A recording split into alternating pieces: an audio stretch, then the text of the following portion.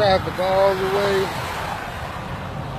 It's been over an hour I've been sitting out here, and you know what's so depressing? You look at the other side, and these cars are just flying past. And we over here stuck, and I got my kids in the car with me. But you know what? It just made me think of something. That's how life is sometimes. I always tell people we thank God for the doors that he opens, but sometimes you got to thank God for the doors he closes. And sometimes you're going to be here just waiting for your turn.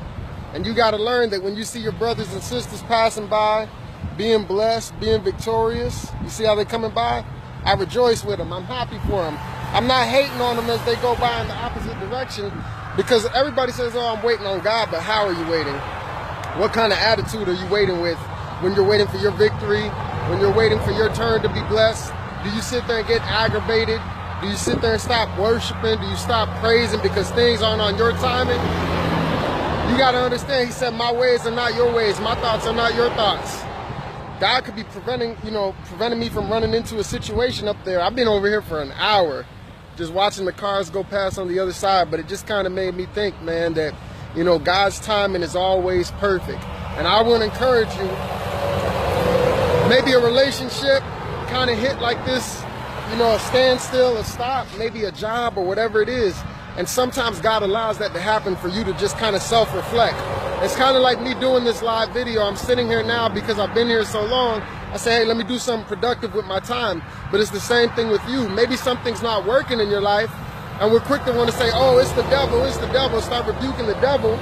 But sometimes God allows you to be at a standstill because he's trying to teach you something about yourself. He's trying to show you something about yourself. And once you learn that, he'll clear your path for you.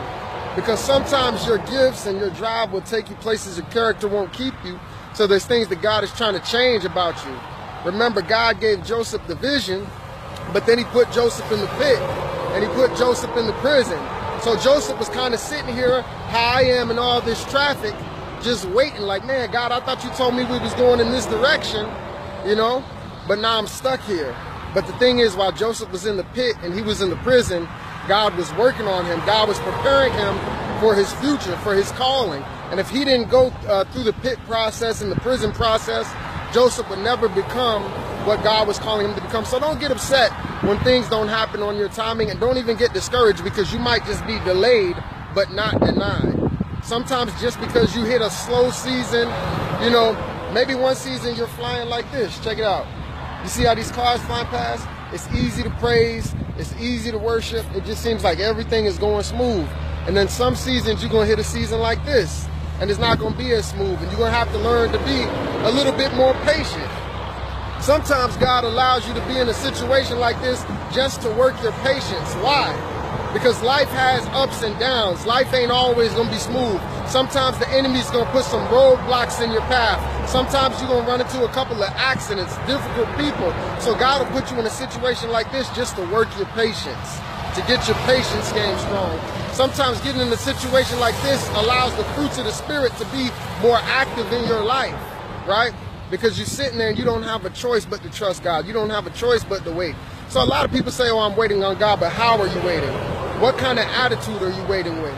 Can you sit here in this traffic jam of life, and this traffic jam of your relationship, and the traffic jam of your finances, and still give God the praise, and still give God the worship? I know you want everything just to flow like this, right? You just want the finances to flow in. You just want the blessings to flow in. But God is saying, no, sometimes he's going to give it to you the slow route so you can learn to appreciate what you have, right? Because you had to fight for it, because you had to wait for it, because you had to press for it, because you've been waiting for that husband so long, that wife so long. Now you appreciate it. But some of us, we never learned the lesson. Look, they got this little barrier right here for your protection. And some of you get impatient and you say, no, I'm going to make a U-turn right here. I'm going to bust through the barrier. And you just keep jumping in relationship after relationship, situation after situation, trying to fix things on your own. And so you're going in the opposite direction. What God has for you is this way. But since you want to take a shortcut and you go beyond the protective barrier, a lot of times, like I said, it's not the devil. It's your bad decisions. It's you not following biblical principle. Real faith says, I can sit in this traffic jam of life and still do what the Bible says. I can sit in this traffic jam of life and still trust God, even though it's not on my timing. Even though I would like God to work a little bit faster. You know what? I know that he says he knows the very number of hairs on my head. He knows something that I don't know. He sees something that I don't see. So there's a reason why I'm waiting here. There's a reason why I'm still single. There's a reason why I didn't get that promotion yet. There's a reason why Joseph didn't just go straight to the palace and he had to go to the pit and the prison first. There's a reason why I didn't get my miracle yet. There's a reason why I didn't get my deliverance yet. There's a reason why I didn't get my breakthrough. Sometimes God puts you in a situation like this and he says, how you like me now? Are you still going to worship? Are you still going to praise? Are you still going to trust me? Because things ain't moving on your schedule.